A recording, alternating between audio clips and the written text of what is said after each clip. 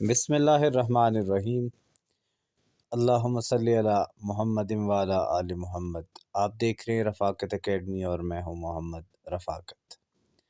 آج ہم بات کریں گے، جیسے کہ آپ کو معلوم ہے اور آپ نے اکثر یہ جملہ سنا ہوگا کہ شیر جنگل کا بادشاہ ہے۔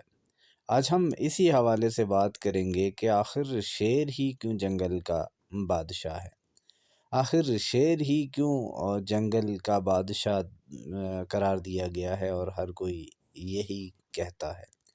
شیر کو ہی جنگل کا بادشاہ کیوں کہا جاتا ہے، اس بارے میں آج ہم بات کریں گے۔ شیر جنگل کا بادشاہ یہ ایک ایسی اصطلاح ہے جو ہمیشہ ہمیں کنفیوز اور حیران کرتی ہے کہ آخر جنگل کا بادشاہ شیر ہی کیوں، جب کہ بہت سی خوبیوں میں شیر دوسرے جانوروں سے بہتر، یعنی دوسرے جانور اس سے بہتر ہیں۔ مثلا اگر دیکھا جائے تو رفتار چیتے کی شیر سے زیادہ ہے، پھرتی تیندوے کی شیر سے زیادہ ہے، وجود ہاتھی کا شیر سے زیادہ ہے، قد زرافے کا شیر سے زیادہ ہے، جرأت اور بہادری ہانی بیجر میں شیر سے زیادہ ہے، طاقت گریزلی بیئر یعنی بورے ریچھ کی شیر سے زیادہ ہے، عقل بندر کی شیر سے زیادہ ہے، ہاضمہ اور دانت اور جبڑے مگرمچھ کے شیر سے زیادہ طاقتور ہیں۔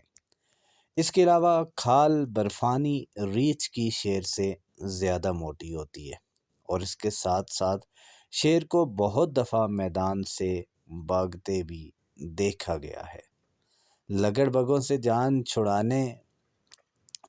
چھڑاتے بھی دیکھا گیا ہے۔ شیر موقع پرست بھی ہوتا ہے، یعنی صحیح موقع پر دشمن پر حملہ کرتا ہے، ہر وقت نڈر اور جرأت مندی کا مظاہرہ نہیں کرتا۔ بہت دفعہ بڑے جانوروں کے ساتھ شیر کو بزدلی کا مظاہرہ بھی کرتے دیکھا گیا ہے۔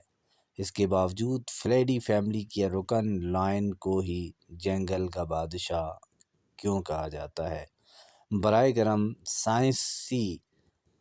سائنس کے ساتھ ساتھ عقلی جواب بھی عنایت فرمائیں کہ آخر کیوں ممتاز خاصیت کی بنا پر شیر کو ہی جنگل کا بادشاہ کہا جاتا ہے۔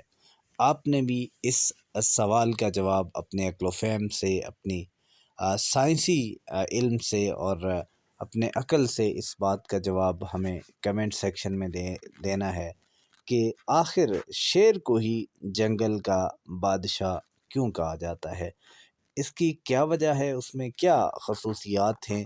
انشاءاللہ آپ کے جواب کا انتظار رہے گا۔ جب تک کے لیے اللہ حافظ۔